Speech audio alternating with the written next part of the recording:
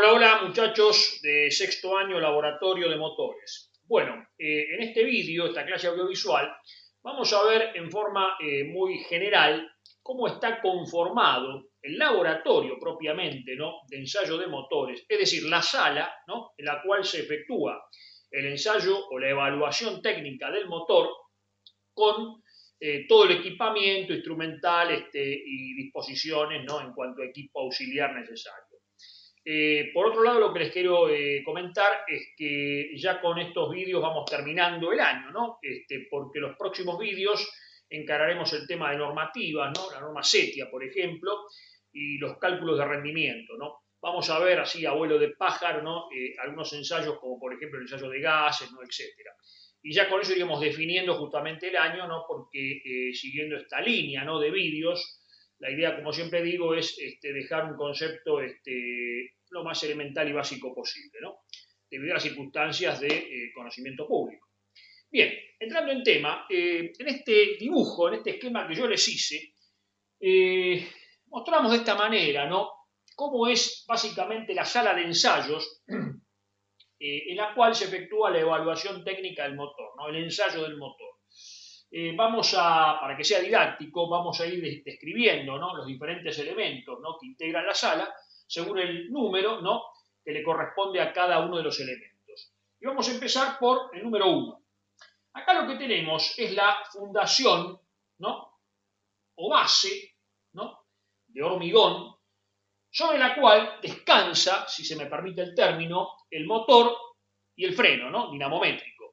Esta base o fundación es de hormigón armado, ¿no? Muchas veces es independiente a la estructura edilicia, ¿no?, del recinto o la sala, ¿no?, en la cual se va a hacer el ensayo, es decir, del laboratorio, ¿no? Y sobre esta fundación, que tiene que ser sumamente robusta porque va a cargar, ¿no?, todo el peso de los elementos y las vibraciones que se originan, sobre esta fundación, decía, se va a disponer de la cama o bastidor sobre el cual se va a colocar el motor. Esta cama o bastidor número 2, ¿no?, generalmente está hecha con perfiles de acero, ¿no?, perfiles UWT, ¿no?, soldados, y posee, en el punto 3 vemos, los elementos de anclaje, es decir, las patas de motor, para poder montar, ¿no?, lógicamente el motor. Como ustedes ya sabían, ¿no?, este montaje tiene que ser siempre elástico, ¿no?, es decir, que entre este elemento de anclaje, esta pata, que es solidaria, ¿no?, a la cuna o bancada, ¿no?, entre esta pata, decía, y el motor, se coloca un elemento elástico, ¿no?, por ejemplo, un manchón de goma, ¿no?, para que absorba las vibraciones, ¿no?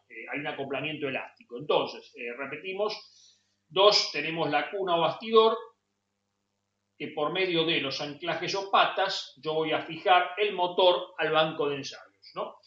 4, bueno, es el motor propiamente. Los bancos, bueno, están diseñados según el tipo de motor que se va a ensayar, ¿no?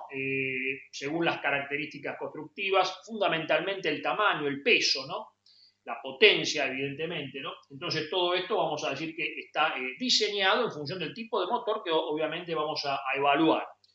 Bueno, 5, tenemos acá un elemento muy importante que es el acoplamiento o manchón. Este acoplamiento es el que permite acoplar, ¿no?, el eje motriz de la máquina, del motor, al eje del freno dinamométrico. Este acoplamiento tiene que ser sí o sí de tipo elástico, ¿no? Es decir, tiene un elemento, ¿no?, elástico que permite corregir pequeñas faltas de alineación y también absorber vibraciones, ¿no?, propias justamente de todo el ensayo. Recuerden que como acá lo que se hace es variar el régimen, ¿no?, cargar el motor, sobrecargarlo incluso, las vibraciones son algo presente, incluso un problema, ¿no?, que tiene que ser tenido en cuenta cuando se dimensiona, ¿no?, el banco.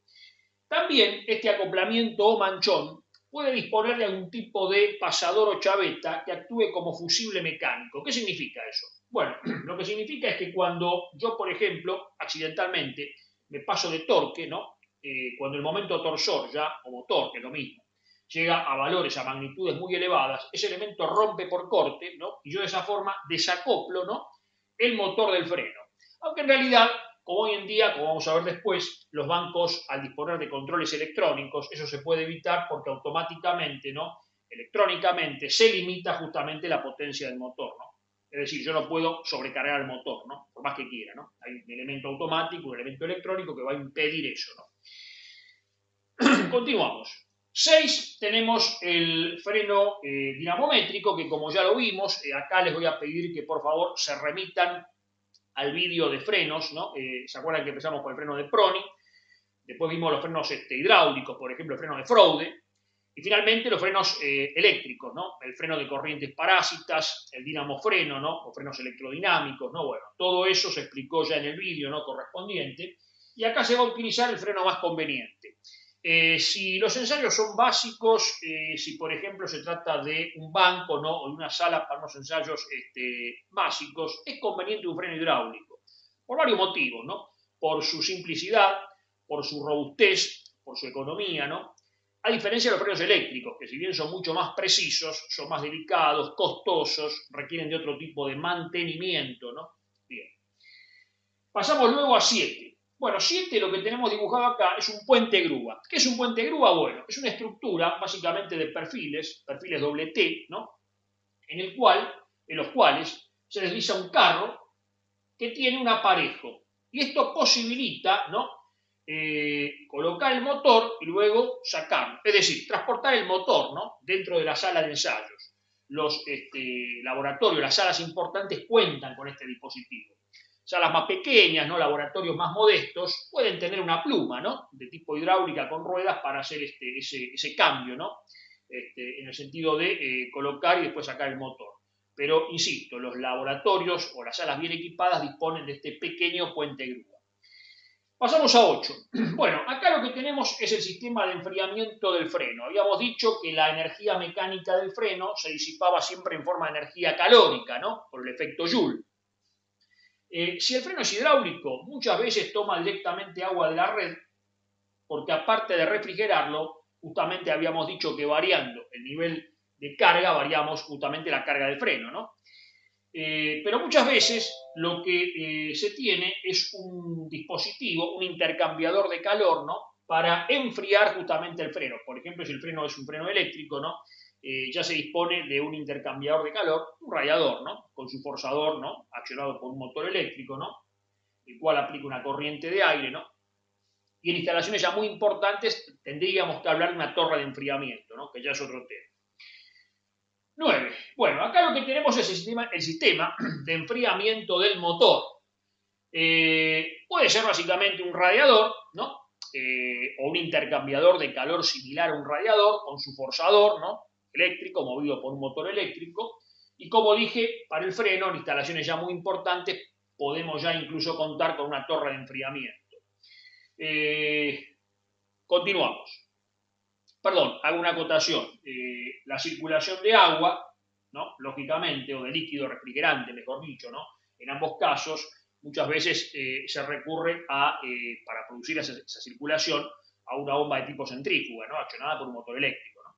Bien, continuamos. 10. Tenemos la salida de gases de escape con el silenciador correspondiente y la salida al exterior, ¿no? Hay que tener cuidado porque esta tubería, ¿no? Lógicamente, presenta elevada temperatura, muchas veces está protegida o revestida por un cordón amiantado, ¿no? Para aislarla térmicamente y evitar algún tipo de accidente, ¿no? Incluso de radiación calórica hacia el medio, ¿no? Bien. 11. 11 es un intercambiador de calor para refrigerar el aceite del motor, porque a veces, sobre todo en motores de gran potencia, ¿no? O motores de elevado régimen, ¿no? O elevadas prestaciones, conviene también refrigerar el aceite, ¿no? Entonces se dispone de un pequeño intercambiador de calor con su forzador, ¿no? Para refrigerar el aceite lubricante del motor, el aceite de cárter, ¿no? Bien. 12. Acá tenemos el tanque de combustible. Bueno, generalmente en los laboratorios, en las salas de ensayo, se prefiere de que el combustible baje por gravedad.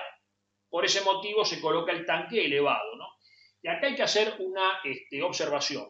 Como estamos trabajando con combustibles, con líquidos muy peligrosos por su inflamabilidad, acá tenemos que contar con las normativas vigentes, ¿no? Y es más, yo diría, como todo este ensayo, ¿no? Ya de por sí es peligroso porque estamos trabajando con una máquina térmica que en definitiva quema un combustible para producir energía calórica. En caso de accidentes, de fallas, pueden producirse incendios, ¿no? En caso de fallas de la máquina. Por ese motivo, todo este recinto, toda la sala, tiene que contar con las normativas de higiene y seguridad industrial, ¿no? Pero eso ya no es tema nuestro, ¿no?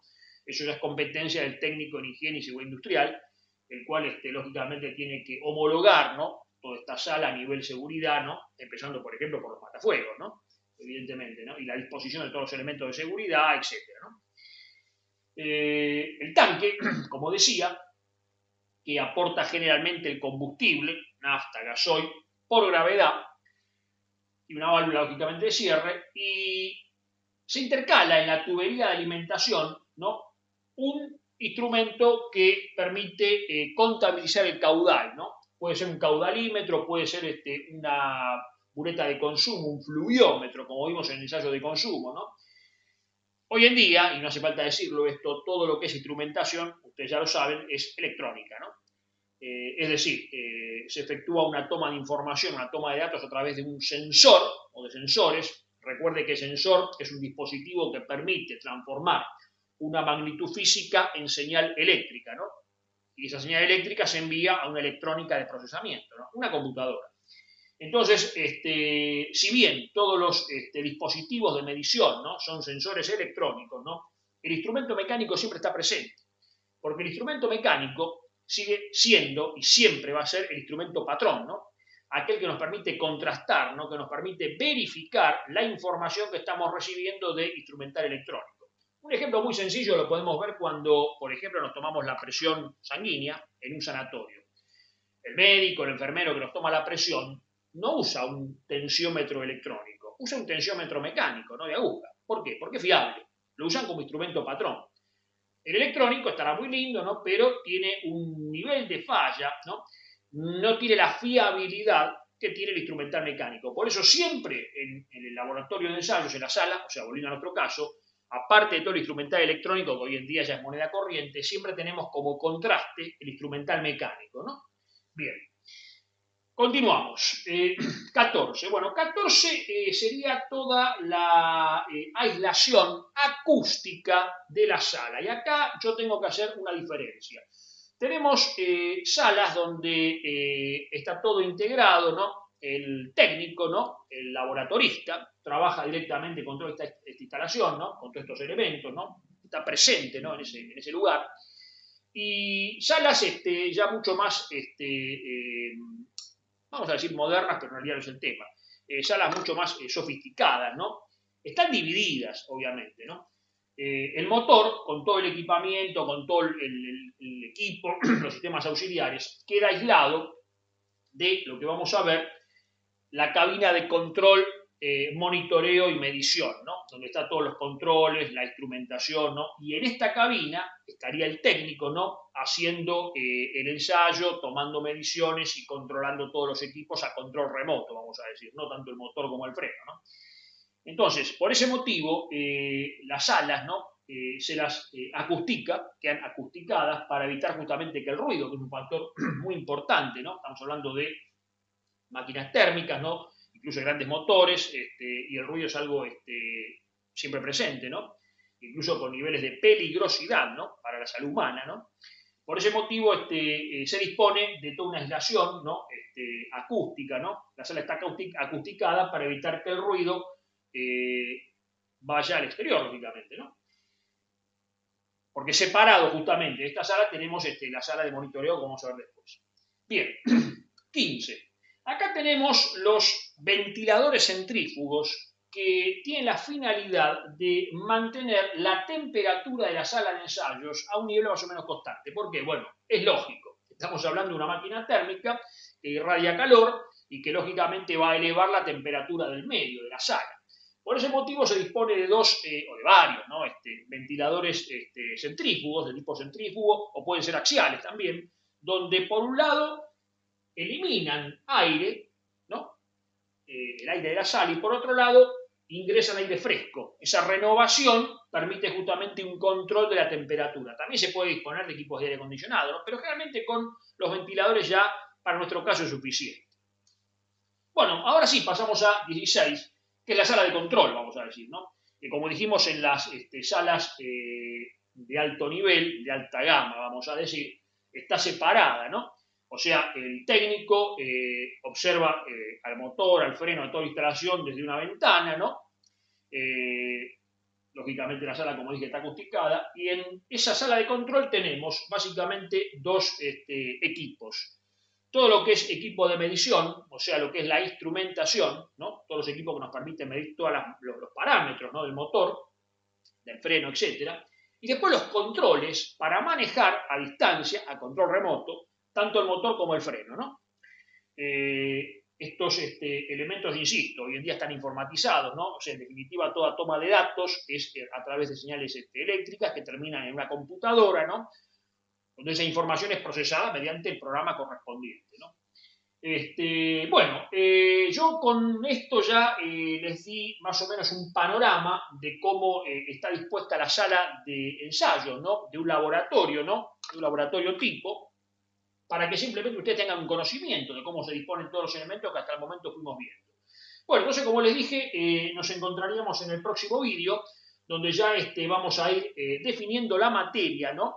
Y vamos a hablar del cálculo de los rendimientos, es decir, cómo vamos a utilizar toda la información, ¿no? Que levantamos con el equipamiento, ¿no?